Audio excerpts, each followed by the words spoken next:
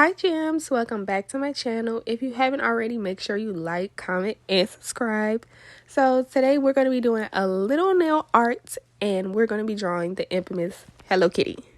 Make sure whatever gel polish you're using that you get it all throughout the brush because you don't want it too thick to where it's going to create a thick line.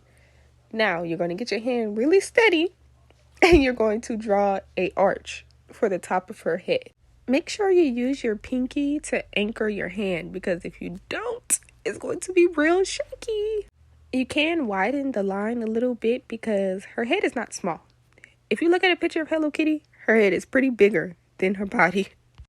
And you're going to draw the same arch that you did at the top for the bottom, but in the opposite direction. Now her head is kind of wider. It's not really a regular circle. Since her head is like that, I feel like it's easier to break it down in sections, like do the top first, do the bottom, and then connect the sides. It makes it easier on everybody. You can fill in any gaps that you have made with, connecting it, making it smoother. Now, you want to make sure you have some acetone and a small brush on the side, just in case you have made any mistakes, so you could just clean it up. Now, with putting the acetone on the brush, I would advise put it on the brush and then dabbing it off. Because if you stick your brush in the acetone and you put it straight on the nail, it's going to spread and it's going to mess up the whole nail art. Learn from me. So I would advise just dabbing it on the paper towel real quick. Like, you ain't got to hold it too long, Just dab it real quick, take it off, and then put it on the nail.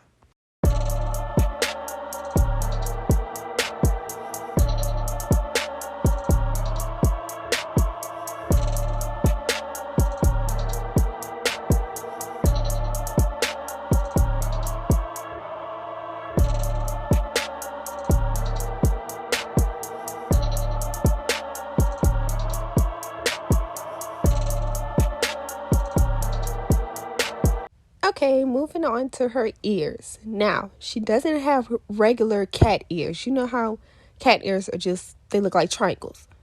No, her ears are more rounded at the base and then pointy at the top. So to create that, you could cure the head and then do the ears, or you could just pull the gel from the head to create the ears, like how I'm doing right now. And make sure you align her ears on the end of her head because her ears aren't directly on top of her head. They're like at the corners of her head. Don't forget to cure everything as you go. If it makes you more comfortable to cure like each ear at a time, that's fine.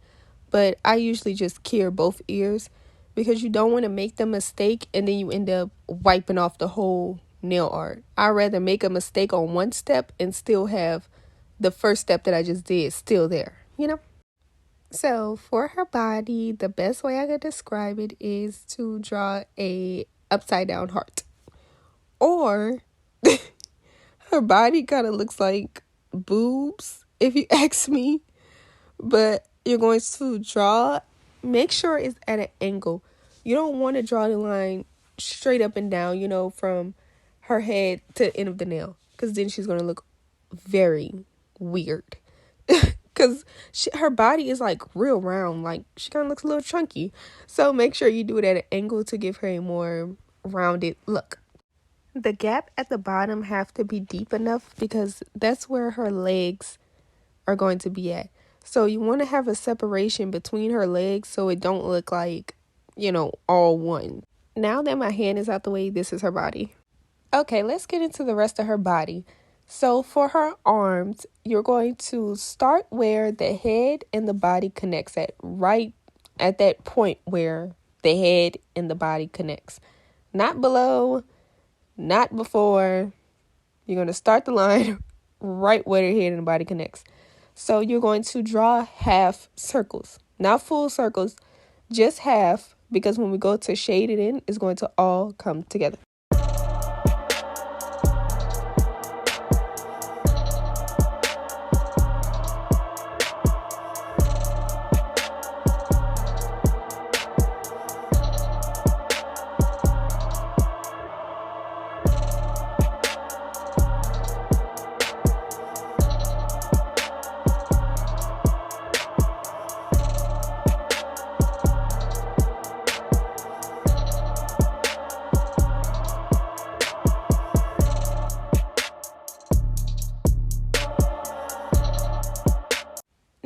time to put some clothes on her. So right by that gap by the bottom of her legs, that's where you're going to draw your first line at to show where her dress is going to stop.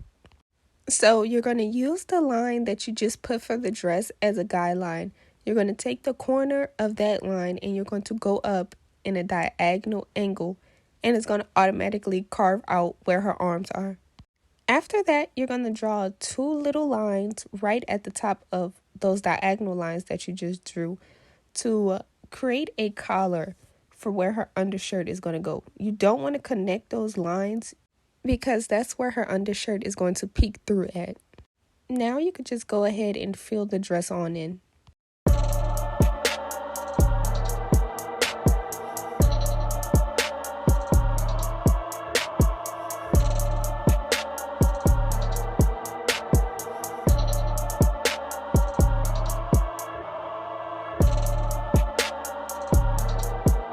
To get her undershirt color, all I did was mix a little black with that green that I used to make a darker color.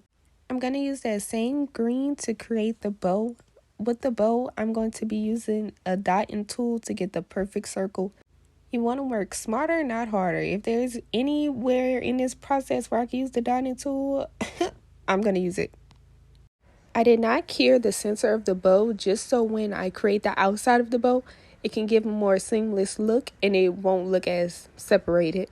So with creating the outside of the bow, you don't want to angle the brush too far up, like on top of the dot, because therefore it's going to all blend together and it's going to all mesh as one. You want the middle of the bow to stand out.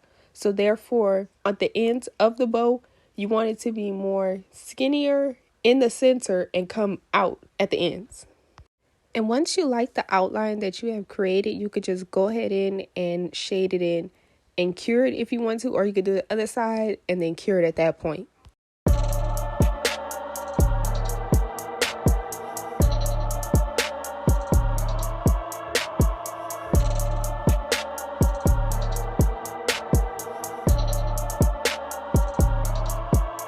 Now let's move on to the tedious part, outlining everything. So you're going to take any black that you have and you're going to outline her head, her dress, and her feet to make it stand out more and so it don't all mesh and look as one. With this step, you don't want to put a lot of product on your brush because you want to keep the line very thin.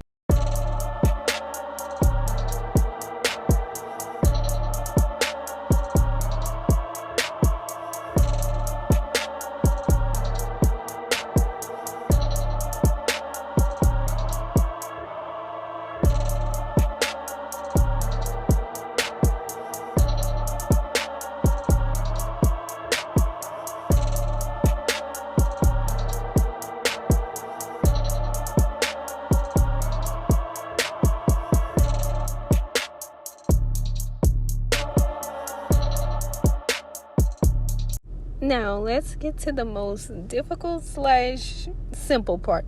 I say it's kind of difficult because it's very hard to get her eyes aligned with each other.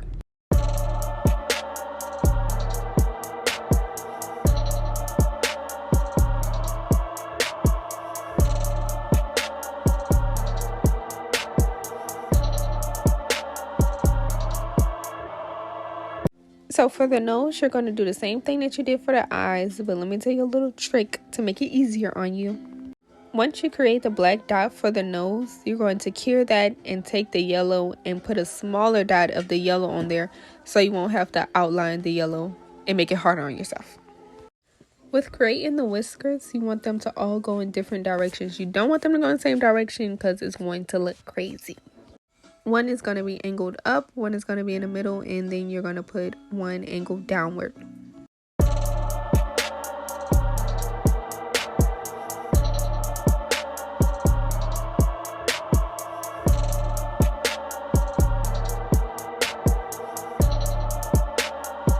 And for the whiskers on the other side, you don't want to pull them all the way out because then they're going to be layered on top of the bow. You want to pull them like halfway out and stop it when you get to the bow because therefore it's going to look like the whiskers are under the bow. More realistic. I put one whisker at the bottom because that's the whisker that will be showing, because the other two will be covered by the bow. Now this is the little trick that I was telling y'all about with the nose, where you're just going to add a little dab of the yellow on top of the black, and that's going to give you the illusion that the nose is outlined with the black, but it's actually not. After all that, you're going to do your final cure and then add your top coat, and you're all done. You have Hello Kitty. I hope this tutorial helped, and if you like more videos like this, please comment down below what else y'all want to see me try next, because I don't know, I like trying stuff out that I haven't tried out. I don't know, I like a little challenge. So make sure y'all comment down below what's y'all favorite character to draw, or that you will want to draw, that you have in mind. And don't forget to like, comment, and subscribe, and I will see y'all later. Bye.